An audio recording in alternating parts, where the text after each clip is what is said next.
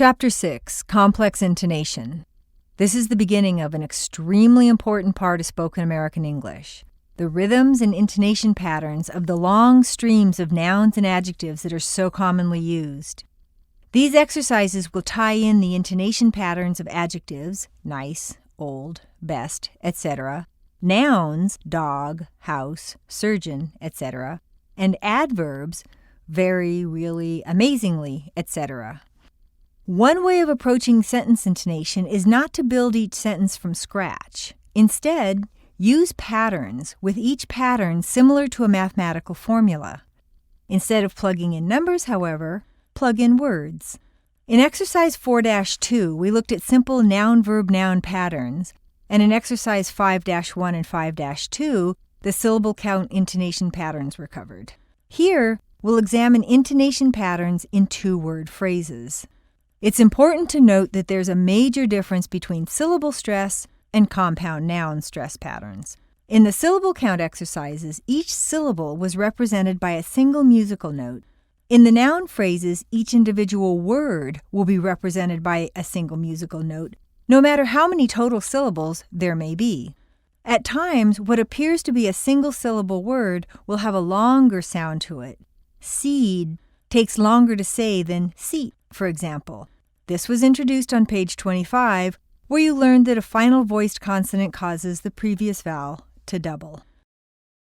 Exercise 6-1. Single word phrases. Repeat the following noun and adjective sentences. 1. It's a nail. It's short. 2. It's a cake. It's chocolate. 3. It's a tub. It's hot. 4. It's a drive. It's hard. 5. It's a door. It's in back. 6. It's a card. There are 4. 7. It's a spot. It's small. 8. It's a book. It's good. Write your own noun and adjective sentences below. You'll be using these examples throughout this series of exercises. Two-word phrases. Descriptive phrases. Nouns are heavier than adjectives. They carry the weight of the new information. An adjective and a noun combination is called a descriptive phrase, and in the absence of contrast or other secondary changes, the stress will always fall naturally on the noun. In the absence of a noun, you'll stress the adjective, but as soon as a noun appears on the scene, it takes immediate precedence and should be stressed. Exercise 6-2. Sentence stress with descriptive phrases. Repeat the following phrases. 1. It's short. It's a short nail. 2. It's chocolate. It's a chocolate cake. 3. It's good. It's a good plan. 4. It's guarded. It's a guarded gate. 5. It's wide. It's a wide river. 6. There are 4. There are 4 cards. 7. It was small. It was a small spot. 8. It's the best. It's the best book. Pause the CD and write your own adjective and noun adjective sentences. Use the same words from Exercise 6-1. Exercise 6-3. Two types of descriptive phrases. Repeat. 1. It's a short nail. It's really short. 2.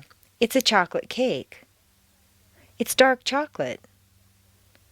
3. It's a hot bath. It's too hot. 4. It's a hard drive. It's extremely hard. 5. It's the back door. It's far back. 6. There are 4 cards. There are only 4. 7. It's a small spot. It's laughably small. 8. It's a good book. It's amazingly good. Exercise 6-4. Descriptive phrase story, The Ugly Duckling. The following well-known story has been rewritten to contain only descriptions. Stress the second word of each phrase. Repeat after me. There's a mother duck. She lays 3 eggs. Soon there are 3 baby birds. 2 of the birds are very beautiful.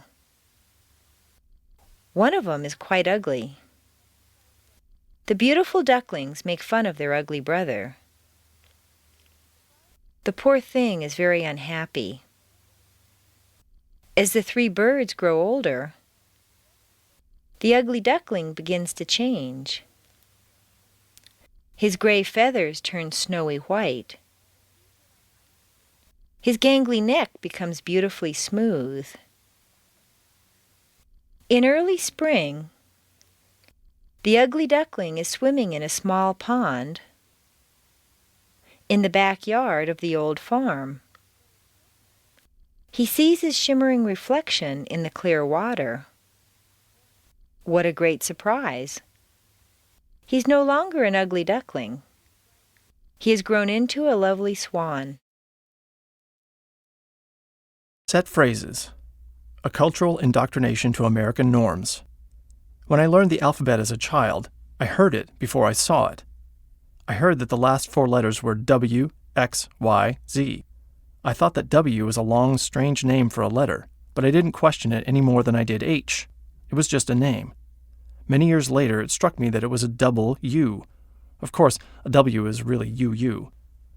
I had such a funny feeling, though, when I realized that something I had taken for granted for so many years had a background meaning that I had completely overlooked. This funny feeling is exactly what most native speakers get when a 2-word phrase is stressed on the wrong word. When 2 individual words go through the cultural process of becoming a set phrase, the original sense of each word is more or less forgotten, and the new meaning completely takes over. When we hear the word painkiller, we think anesthetic. If, however, someone says painkiller, it brings up the strength and almost unrelated meaning of kill. When you have a 2-word phrase, you have to either stress on the first word or on the second word. If you stress both or neither, it's not clear what you're trying to say. Stress on the first word is more noticeable in one of the most important concepts of intonation that you are going to study. At first glance, it doesn't seem significant, but the more you look at this concept, the more you're going to realize that it reflects how we Americans think, what concepts we have adopted as our own, and what things we consider important. Set phrases are our cultural icons, or word images. They are indicators of a determined use that we have internalized. These set phrases, with stress on the first word, have been taken into everyday English from descriptive phrases with stress on the second word. As soon as a descriptive phrase becomes a set phrase, the emphasis shifts from the second word to the first. The original sense of each word is more or less forgotten, and the new meaning takes over. Set phrases indicate that we have internalized this phrase as an image, that we all agree on a concrete idea that this phrase represents. 100 years or so ago, when Levi Strauss first came out with his denim pants, they were described as blue jeans. Now that we all agree on the image, however, they are blue jeans. A more recent example would be the descriptive phrase, "He's a real party animal." This slang expression refers to someone who has a great time at a party.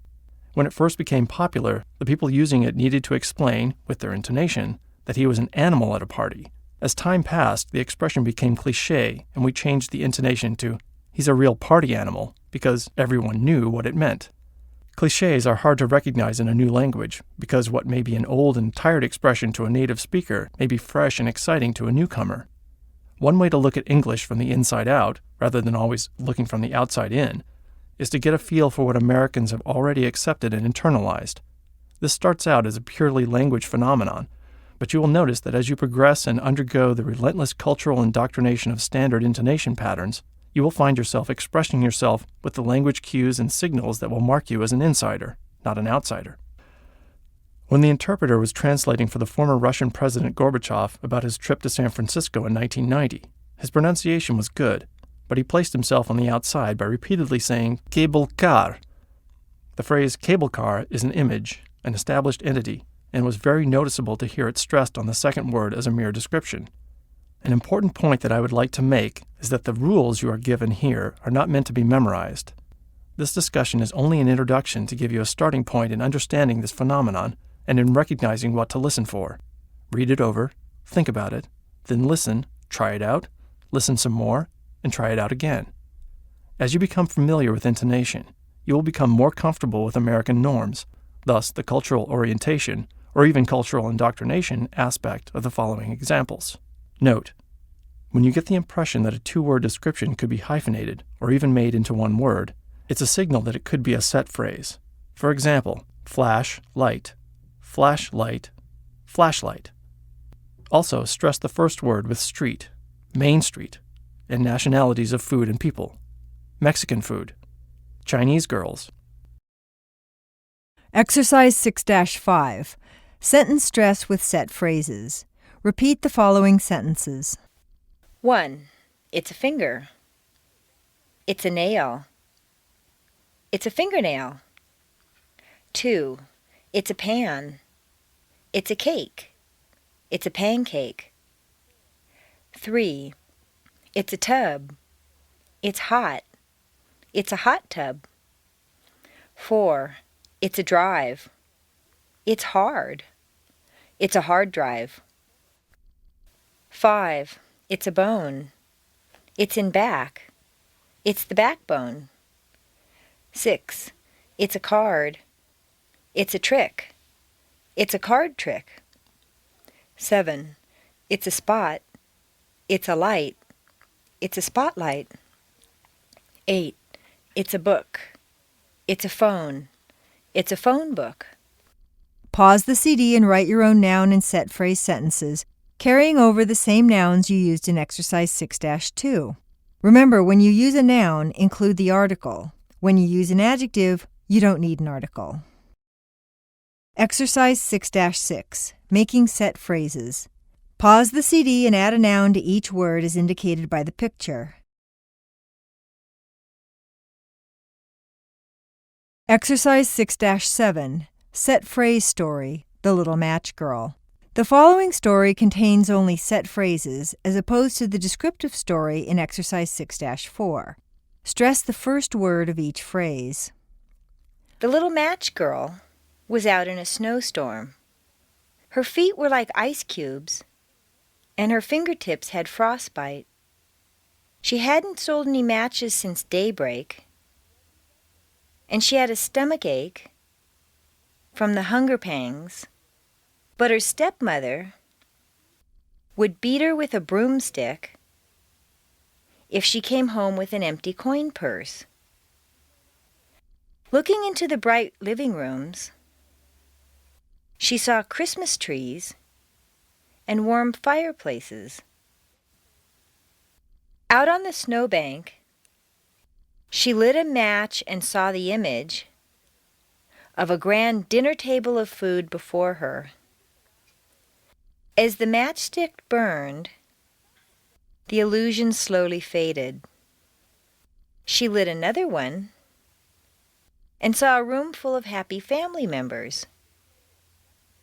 On the last match, her grandmother came down and carried her home. In the morning, the passers-by saw the little match girl. She had frozen during the nighttime, but she had a smile on her face. Contrasting a description and a set phrase. We now have two main intonation patterns, first word stress and second word stress. In the following exercise, we'll contrast the two. Exercise 6-8. Contrasting descriptive and set phrases.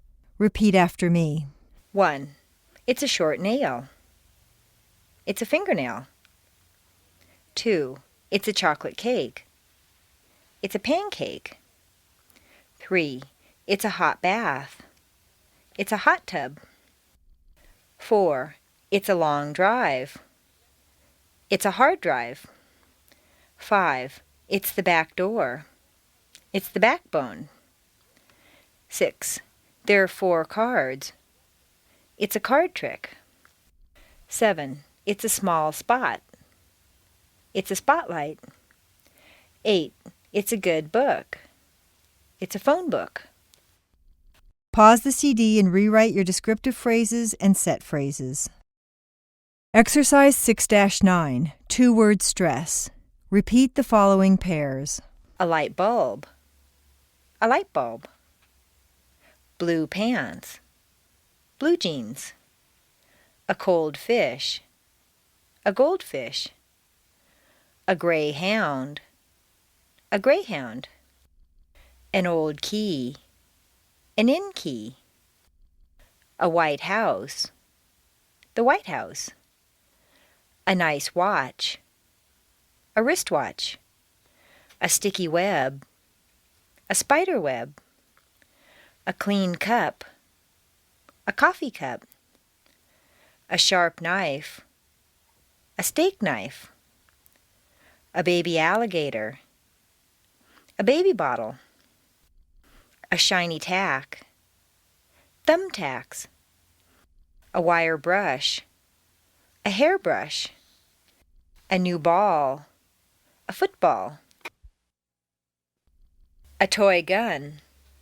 A machine gun. A silk bow. A Band-Aid. A bright star. A firecracker. Mary Jones. A mailbox. Bob Smith. A spray can. Foreign affairs. A wine glass. Down payment. A footprint. New York. A strawberry. Social Security. A fig leaf. City Hall. An ice cream. Summary of stress in 2-word phrases. First word. Set phrases. Light bulb. Streets. Main Street. Company or corporation. Xerox Corporation. Nationalities of food. Chinese food. Nationalities of people. French guy. Second word. Descriptive phrases. New information. Road designations. Fifth Avenue. Modified adjectives. Really big. Place names and parks. New York. Central Park. Institutions or incorporated. Oakland Museum. Xerox Inc. Personal names and titles. Bob Smith. Assistant manager. Personal pronouns and possessives. His car. Bob's brother. Articles. The bus. A week. An hour. Initials and acronyms. US. IQ. Chemical compounds. Zinc oxide. Colors and numbers. Red-orange. 26. Most compound verbs. Go away. Sit down. Fall off. Percent and dollar. 10%. $50. Hyphenated nationalities. African American. Descriptive nationalities. Mexican restaurant. Nationalities. When you're in a foreign country, the subject of nationalities naturally comes up a lot. It'd be nice if there were a simple rule that said all the words using nationalities are stressed on the first word. There isn't, of course. Take this preliminary quiz to see if you need to do this exercise. For simplicity's sake, we'll stick with one nationality, American. Exercise 6-10, Nationality Intonation Quiz. Pause the CD and stress one word in each of the following examples. Repeat after me. 1. An American guy. 2. An American restaurant. 3. American food. 4. An American teacher. 5. An English teacher. When you first look at it, the stress shifts may seem arbitrary, but let's examine the logic behind these 5 examples and use it to go on to other, similar cases. 1. An American guy. The operative word is American. Guy could even be left out without changing the meaning of the phrase. Compare, I saw 2 American guys yesterday with I saw 2 Americans yesterday. Words like guy, man, kid, lady, people are de facto pronouns in an anthropocentric language. A strong noun, on the other hand, would be stressed. They flew an American flag. This is why you have the pattern change. Jim killed a man. He killed a snake. 2. An American restaurant. Don't be sidetracked by an ordinary descriptive phrase that happens to have a nationality in it. You're describing the restaurant. We went to a good restaurant yesterday. Or we went to an American restaurant yesterday. You would use the same pattern where the nationality is more or less incidental in I had French toast for breakfast. French fry, on the other hand, has become a set phrase. 3. American food. Food is a weak word. I never ate American food when I lived in Japan. Let's have Chinese food for dinner. 4. An American teacher. This is a description, so the stress is on teacher. 5. An English teacher. This is a set phrase. The stress is on the subject being taught, not on the nationality of the teacher. A French teacher, a Spanish teacher, a history teacher. Exercise 6-11. Contrasting descriptive and set phrases. Repeat the following pairs. An English teacher teaches English. An English teacher is from England. An English book teaches the English language. An English book is on any subject, but it came from England. An English test tests a student on the English language. An English test is on any subject, but it deals with or came from England. English food is kippers for breakfast. An English restaurant serves kippers for breakfast. Intonation can indicate completely different meanings for otherwise similar words or phrases. For example, an English teacher teaches English, but an English teacher is from England. French class is where you study French, but French class is Gallic style and sophistication. An orange tree grows oranges, but an orange tree is any kind of tree that's been painted orange. Exercise 6-12. Contrast of compound nouns. In the following list of words, underline the element that should be stressed. Pause the CD. Repeat after me. 1. The White House. 2. A white house. 3. A dark room. 4. A dark room. 5. Fifth Avenue. 6. Main Street. 7. A main street. 8. A hot dog. 9. A hot dog. 10. A baby blanket. 11. A baby's blanket. 12. A baby bird. 13. A blackbird. 14. A black bird. 15. A greenhouse. 16. A greenhouse. 17. A green thumb. 18. A parking ticket. 19. A one-way ticket. 20. An unpaid ticket. 21. Convenience store. 22. Convenience store. 23. To pick up. 24. A pickup truck. 25. 6 years old. 26. A 6-year-old. 27. 6 and a half. 28. A sugar bowl. 29. A wooden bowl. 30. A large bowl. 31. A mixing bowl. 32. A top hat. 33. A nice hat. 34. A straw hat. 35. A chairperson. 36. PhD. 37. IBM. 38. MIT. 39. USA. 40. ASAP. 41. A doorknob. 42. A glass door. 43. A locked door. 44. Ice cream. 45. Ice cream. 46. Elementary. 47. A lemon tree. 48. Watergate. 49. The back gate. 50. The final year. 51. A yearbook. 52. United States. 53. New York. 54. Long Beach.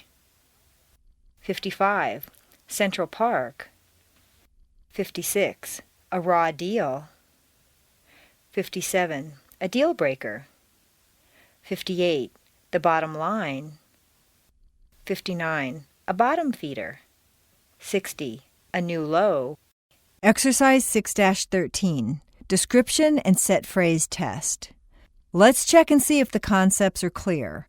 Pause the CD and underline or highlight the stressed word. Repeat after me. 1.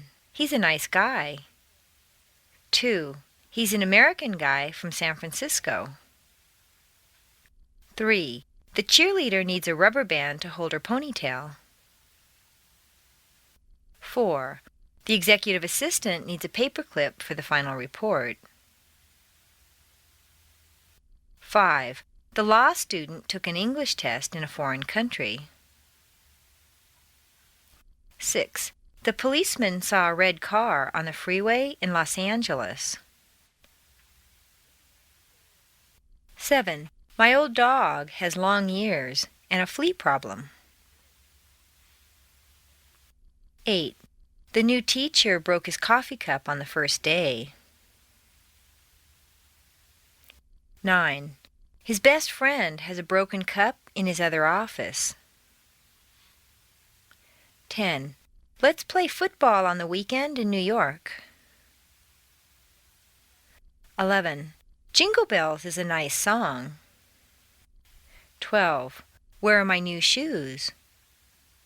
13. Where are my tennis shoes? 14. I have a headache from the heat wave in South Carolina. 15. The newlyweds took a long walk in Long Beach. 16. The little dog was sitting on the sidewalk. 17. The famous athlete changed clothes in the locker room. 18. The art exhibit was held in an empty room. 19. There was a class reunion at the high school. 20. The headlines indicated a new policy. 21. We got online and went to AmericanAccent.com. 22. The stock options were listed in the company directory. 23. All the second graders were out on the playground. Exercise 6-14. Descriptions and set phrases. Goldilocks. Read the story and stress the indicated words. Notice if they're a description, a set phrase, or contrast. Repeat after me. There's a little girl. Her name is Goldilocks. She's in a sunny forest. She sees a small house. She knocks on the door, but no one answers. She goes inside. In the large room, there are 3 chairs. Goldilocks sits on the biggest chair, but it's too high. She sits on the middle-sized one, but it's too low. She sits on the small chair, and it's just right. On the table, there are 3 bowls. There's hot porridge in the bowls. She tries the first one, but it's too hot. The second one is too cold. And the third one is just right. So she eats it all. After that, she goes upstairs. She looks around. There are 3 beds. So she sits down. The biggest bed is too hard. The middle-sized bed is too soft. The little one is just right, so she lies down. Soon she falls asleep. In the meantime, the family of 3 bears comes home. The papa bear, the mama bear, and the baby bear. They look around. They say, "Who's been sitting in our chairs and eating our porridge?" Then they run upstairs. They say, "Who's been sleeping in our beds?" Goldilocks wakes up. She's very scared. She runs away. Goldilocks never comes back. Phrasal verbs.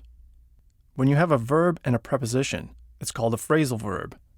These are idiomatic expressions that can't be translated literally. They tend to be stressed on the second word, such as sit down, fall off, get up, put away, come back, etc. If you have a phrasal verb, such as pick up, and you put the stress on the first word, it turns into a noun meaning truck, as in, he was driving a pickup truck. Don't come back. He's planning his big comeback. Let's back up and start again. Do you have a backup plan? The children have run off. The sewer runoff polluted the stream. Could you print this out? Could you make a printout? They broke up last week. It was a terrible breakup. Could you call me back? I'm still waiting for a call back. We're going to have to cut back. The cutbacks are ruining the program. Sure, go ahead. We got the go-ahead. We need to work around the problem. He came up with a good workaround. The heirlooms were handed down. I won't wear hand-me-downs. How much was left over? What? Leftovers again? It didn't work out. It was a great workout. The dogs ran away. It was a runaway bestseller. He knocked me down and dragged me out. It was a knockdown, drag-out fight.